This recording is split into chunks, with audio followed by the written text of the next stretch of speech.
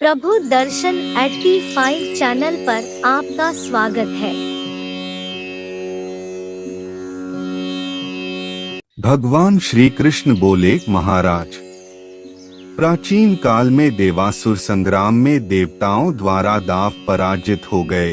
दुखी होकर वे दैत्यराज बलि के साथ गुरु शुक्राचार्य जी के पास गए और अपनी पराजय का वृतांत बतलाया।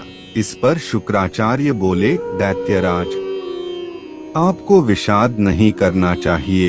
दैववश काल की गति से जय पराजय तो होती ही रहती हैं।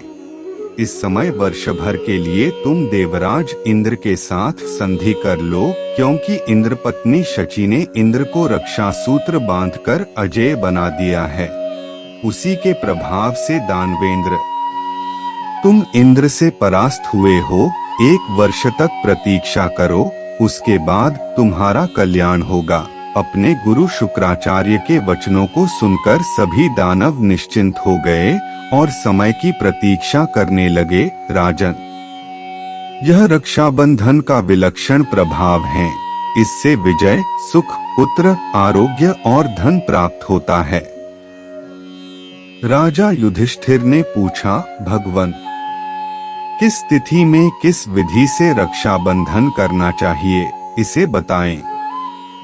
भगवान श्री कृष्ण बोले, महाराज, श्रावण मास की पूर्णिमा के दिन प्रातः काल उठकर शौच इत्यादि नित्य क्रिया से निवृत्त होकर श्रुति स्मृति विधि से स्नान कर देवताओं और पितरों का निर्मल जल से तर्पण करना चाहिए तथा उपाकर्म विधि से वेदोक्त ऋषियों का तर्पण भी करना चाहिए। ब्राह्मण वर्ग देवताओं के उद्देश्य से श्राद्ध करें। तदनंतर अपराह काल में रक्षा पोटलिका इस प्रकार बनाए, कपास अथवा रेशम के वस्त्र में अक्षत, गौर, सरसप, सुवर्ण, सरसों, दूर्वा तथा चंदन आदि पदार्थ रखकर उसे बांधकर एक पोटलिका बना ले तथा उसे एक ताम्र पात्र में रख ले और विधि पूर्वक उसको प्रतिष्ठित कर ले। आंगन को गोबर से लीपकर एक चौकोर मंडल बनाकर उसके ऊपर पीठ स्थापित करे और उसके ऊपर मंत्रस्थित राजा को पुरोहित के साथ बैठना चाहिए। उस समय उपस्थित जन प्रसन्न चित्त रहें, मंगलध्वनि करें। सर्वप्रथम ब्राह्मण तथा सुवासिनी स्त्रियां अर्घ्यादि के द्वारा राजा की अर्चना करे। अनंतर पुरोहित उस प्रतिष्ठित रक्षा पोटली को इस मंत्र का पाठ करते हुए राजा के दाहिने हाथ में बांधे।